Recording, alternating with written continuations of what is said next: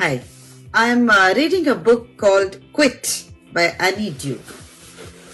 Very interesting book, and I just want to share one point from this book. So it narrates the episode of three mountaineers, Hutchinson, Task, and Cases Key. There are three mountaineers. Have you heard about them? I haven't. You haven't heard about them. I'm sure nobody has heard of them. Why?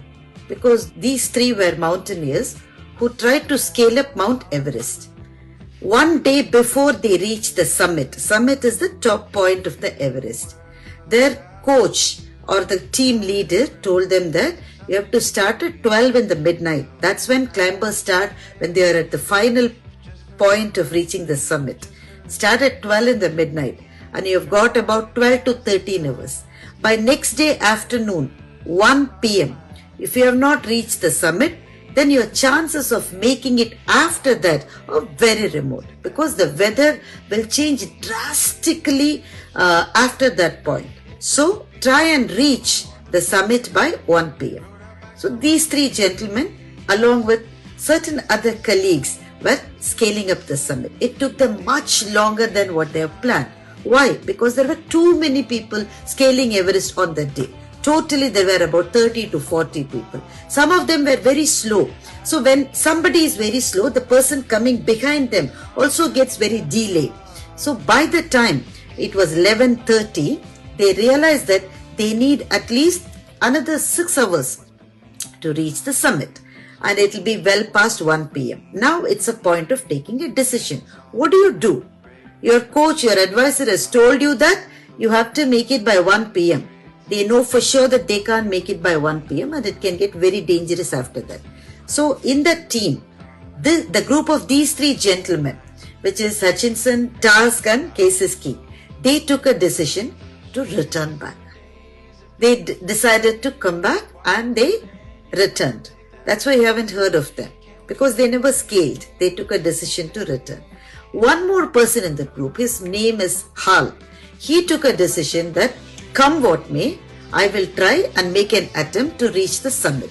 It may take whatever time it takes, but I have trained myself for 1 year. I've done everything possible to come up to this point. It's just a matter of another 4 or 5 hours. I'm not going to give it up. So he went. He proceeded further. He did reach the summit, but on his way back, because of the severe weather conditions, he died. He never made it.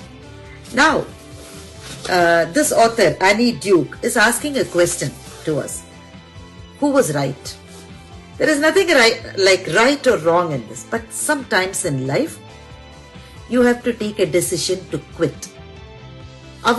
Psychologically, we are all tuned in such a way that gut is good, grit is good, but quitting is not good.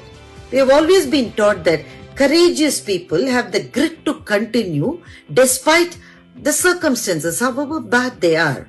And the people who quit are the people who are not courageous. They are not celebrated. Like you have never heard about the name of these three gentlemen. Why? Because they returned back. But do we always have to take the tough decision only? Do we always have to continue our struggle, our journey, our march towards the goal, even though we know that our chances of failing are quite high? Should we continue? Isn't it better to quit? That's the question that we need to ask us. Several times in life, we are just ashamed of quitting. Why? Because we know that we will not be celebrated if we quit. Just because we are afraid that we will not be celebrated, we postpone the decision to quit. It may be a new product that you want to launch. It may be a new company that you have started. It may be a new job that you have entered into. It may be a relationship. It may be whatever it is. You are just afraid of quitting. So you keep postponing the decision to quit as much as possible up to a point that you will surely fail. So quitting is actually a skill.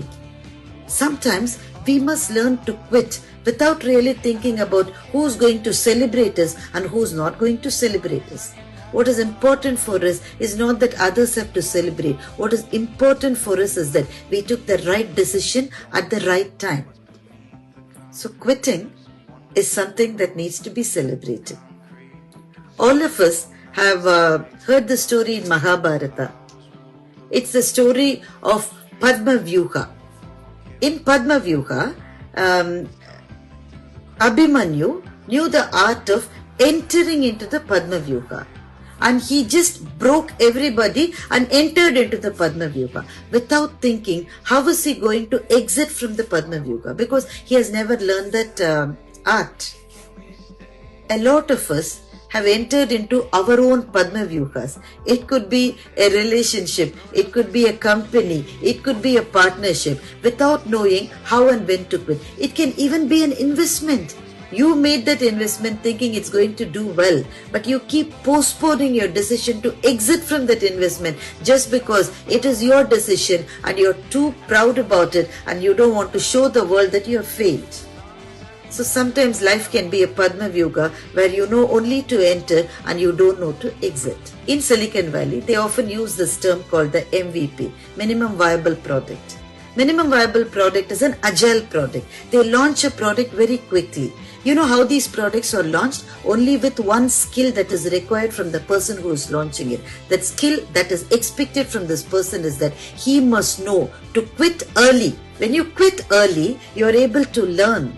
And with those learnings, when you enter again, you are able to enter it in a much better way. But you must have a courage to quit as well. So quitting is not bad.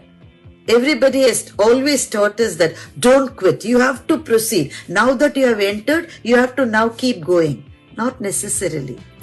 Sometimes it's okay to quit. Quitting needs more courage sometimes than to continue. You have to shed your ego. If you do that and you quit, like those three gentlemen, the mountaineers, they achieved something far superior than reaching Mount Everest, isn't it? They lived. So sometimes quitting is also good. Bye.